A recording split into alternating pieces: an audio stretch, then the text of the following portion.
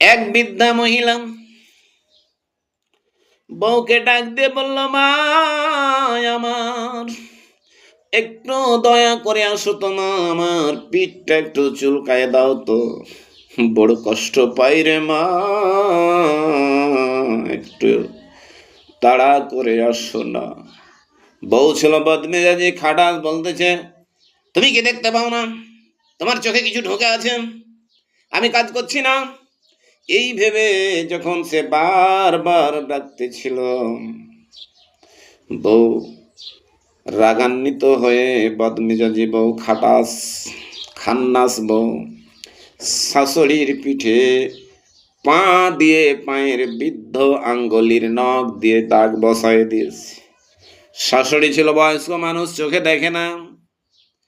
পিঠের চামড়াগুলি শক্ত, যখন তার শক্ত নখ দিয়ে শক্ত চামড়ায় আঁচড় দিয়েছে, শাশুড়ি খুব আনন্দ পেয়েছে, মজা পেয়েছে। আর বউ বলছে, দিলাম।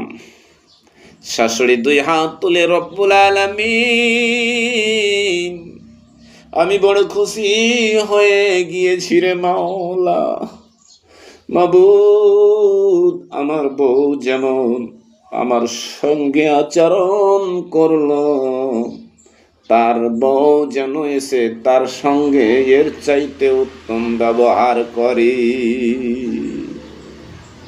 বউ বলল, সর্বনাশ, শাশুড়ি কি টের পেয়েছে না? ঠিক আছে, দেখা যাক। এরপরে কিছুদিন পরে ওই বউ শাশুড়ি হয়েছে, তার বউ এসেছে, কিন্তু বউটা বড় ভালো, শাশুড়ি বদমেজাজি।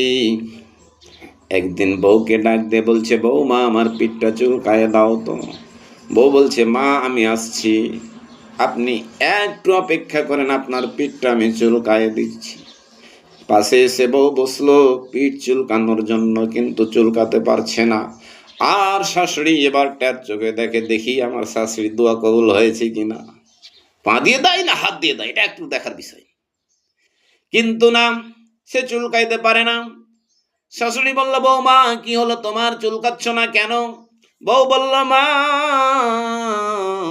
আমি যতবারই আপনার পেট চুলকার চেষ্টা করি, ততবারই আমার পা উঠে যায়, ব্যাপারটা আমি বুঝি না, কেন এমন হলো? শাশুড়ি চোখের পানি ছেড়ে বলছে, বৌমা এটা তোমার কোনো দোষ নয়, এটা হচ্ছে আমার কপালের দোষ। কারণ আমি আমার শাশুড়িকে পা দিয়ে চুলকায় দিয়েছিলাম, যার কারণে এটাই তো আমার প্রাপ্য।